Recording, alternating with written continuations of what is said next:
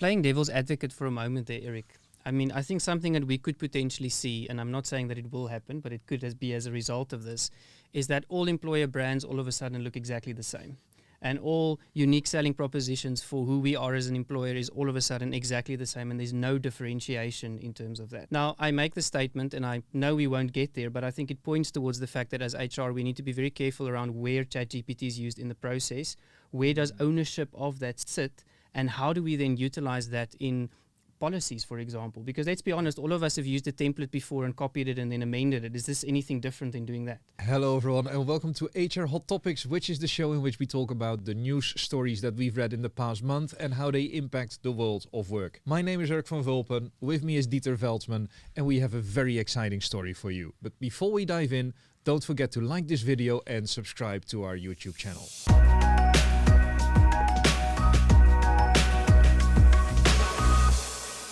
For our main story today, the title is, does your company need a ChatGPT policy? And the answer in the title is probably. The story dives into some of the consequences when it comes to implementing ChatGPT in our organizations. And I think there are some very valuable lessons for us as HR professionals to take away from. ChatGPT is exciting because it increases productivity. I think we're all seeing that happening all around us. We see it shared on LinkedIn many times, but there are some concerns. On the one hand, I think there are reputational concerns, there are legal and intellectual property related concerns. There's a concern towards skills. What does this mean for the skills that we need in our organization if AI really takes a foothold? And there are some concerns in how do we, or an opportunity I should say, how do we use AI within the flow of work?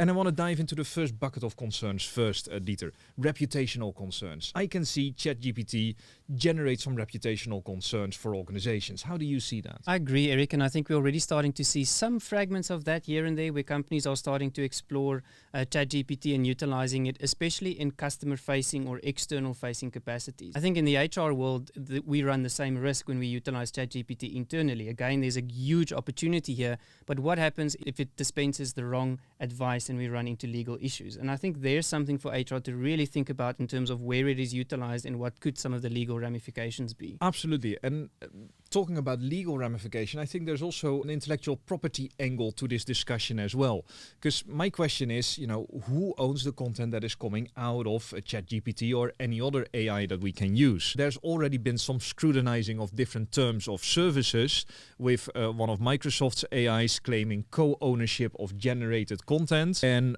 OpenAI saying, yes, you own the content that our AI produces, but be aware that multiple people can ask the same question and can get the same response. So what do you do then if your employees create something and someone else creates something identical, and the cause is, a chatbot that gave you two identical answers? Playing devil's advocate for a moment there, Erik.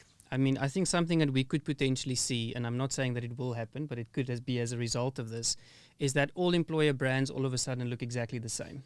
And all unique selling propositions for who we are as an employer is all of a sudden exactly the same, and there's no differentiation in terms of that. Now, I make the statement, and I know we won't get there, but I think it points towards the fact that as HR, we need to be very careful around where ChatGPT is used in the process, where does ownership of that sit, and how do we then utilize that in policies, for example? Because let's be honest, all of us have used a template before and copied it and then amended it. Is this anything different in doing that? Partially, I think you have a point there, but at the same time, we see last week I've worked with 5 or 6 different AI generators that generate different kinds of content. And I think towards the future, we'll have more and more of those AI generators. And my question is, do we know what the terms and services are of all these different technologies? Of course, with ChatGPT and Microsoft, they're big brands. They probably have their legal stuff figured out. But there's a lot of other AI generators of content with different models of generating profit. Is that, content that you can freely use, or are there legal ramifications there? And I think that is something that we should take seriously, especially from a productivity and a risk perspective. Agree, and I think on the risk side as well, there is also, I think, organizations having to come to the table, and HR needs to support in that around where ChatGPT can be utilized, or any other AI tool as part of how we work and what we do. My concern still remains that I think we need to be transparent when I'm engaging with either a chatbot or whether I'm engaging with a real human being. And I think there has to be some guidelines, because to your point, everybody is jumping on the bandwagon, which I think is the right thing to do, and experimenting with, asking the basic question of, what are people having for lunch today, right down to write me a job description and policy for the following. And I think there has to be a bit of guidance in the HR realm around where we see this is going to add the most value and how to use it for that specific purpose. Yeah, I think that is spot on. What I also find interesting is the learning angle from this, because ChatGPT is impacting our productivity, but I think it's also requiring people to have different skills. I think, for example, I love ChatGPT because it gives me a lot of different ideas, but I need to then be the filter to say, okay, these are good ideas and these are less good ideas. So it requires me to have an even better understanding of the end consumer of the content that I'm generating. I'm curious, how do you see the skills landscape change with a tool like ChatGPT? I want to reference a podcast I listened to last week that spoke about this topic as well, that spoke about the fact that for us as human beings in future with these technologies, it is about knowing which questions to ask and really understanding the problems that we are trying to solve. Because I think AI definitely plays a key role, in doing data analysis and drawing information from various sources around what the answer could potentially be. But ultimately, we need to know which questions to ask. And I think that critical thinking skill, seeing things in context, being able to see things from a complexity point of view, I think those skills are going to become even more important in terms of utilizing these new technologies. Yeah, maybe this is a bit of a provoking question, Dieter, but if you had to choose between a bad employee or ChatGPT, where would you go? Oh, that's a tough question. Definitely not a bad ChatGPT. That's something I definitely would not want. But I think on the other side, and you do raise an interesting question by asking that, is what are we looking for from an output point of view, and who's going to be best suited to do that particular job, and what is it, what's the work to be done? I love that language, and I think there's a lot of movement at the moment in terms of understanding that. I think there will be work that needs to be done that's best done by AI or by ChatGPT, and I think there's other work that's going to be done best by human beings bringing other things to the table, and then there will be work that needs to augment both of those. For me, it boils down to, do we really understand how we can utilize these new technologies in the best way possible for everybody around the table? Do you think that AI is the next step in our productivity evolution as productive humans? Because we used to have computers that really boosted our and the internet that really boosted our productivity. I think for the last 20 years productivity has been fairly stable. Will AI be that next shock, or do you think productivity per employee will remain stable going forward? I think that remains to be seen. I think on the one side, there will definitely be the opportunity for productivity to improve. A lot of people are already telling stories on how they saved massive amounts of time, if they're in a content generation type of role. But on the other side, it's going to depend on how people utilize the tools available as part of their jobs and as part of the work that they do. I'm a firm believer in, I think, very often we underutilize what is available to us because we only use it for the very limited purpose or the skill set that we possess. It is going to come back to me in terms of, do we do broad-based upskilling on how to utilize this, or is it only going to be for the select few that wants to experiment and that's curious enough? And I think that's going to be very interesting in the reskilling, upskilling landscape in the next couple of years. And I think another very just concern is the diversity of thought. If we have one machine, influencing a lot of different professionals and giving all of them the same perspective, do we really have a true diversity of thought? Or whenever we have a difficult problem, do we go to an AI that spews out the same kind of answer for everyone?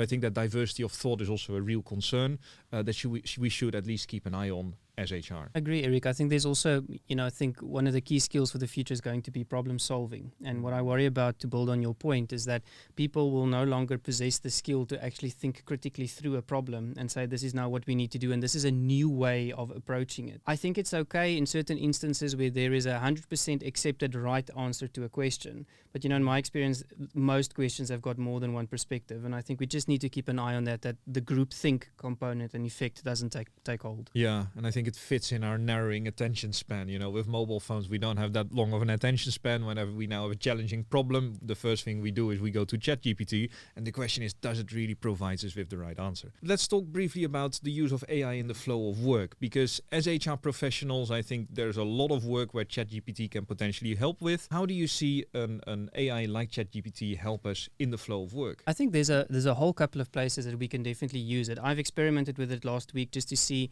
what is the quality quality of a job description that I would get by asking it certain questions pertaining to this role, these outcomes, and this type of environment and organization. Now, I don't think it's going to be 100% correct. I think there still needs to be interpretation. But I think in the context of HR, there's definitely a lot of opportunities around things like role architecture or skills architecture that we need to look at. Policies where we want to also look at those. And then I think the biggest opportunity is definitely around the ideation process. And I think there's some real wins for us as HR. Yeah, and what I like about job descriptions and challenging problems is you can give ChatGPT the job description and say, hey, give me 3 improvement points. And it will point out like, hey, the specification for the person is not specific enough and it will be harder to find them. So it does give all kinds of useful feedback if you ask it the right questions. To your earlier point, we need to really be able to ask the right questions to the bot. And I think it also consolidates information for you in an extremely quick way that then helps you to shape and inform what your point of view is going to be on how you approach certain things. So,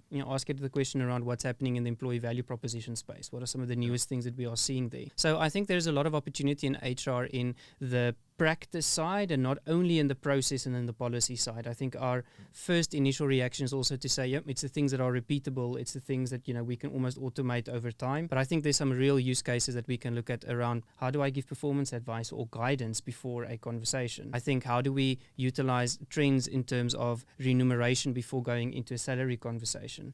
I think there's some real opportunities there. Again, it has to be done and augmented with a human process. I would not let that run completely wild on its own and give advice without, for example, a business partner also looking at it. So I think it almost needs to act as something in your pocket as an HR professional. Yeah, and one of our trends for 2023 that we predicted, one of our predictions was, the robot manager. And I think ChatGPT is a great example where you can ask it a question saying, I have a performance review conversation. What are 5 questions that I should ask?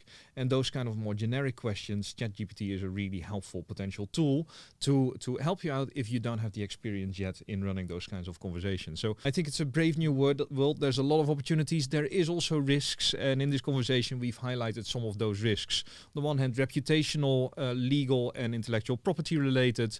Also some of the potential skills that we need in order to get better and to use that tool in a better way. And how we can integrate AI in the flow of work as well. And all the opportunities that there are specifically for us as HR professionals.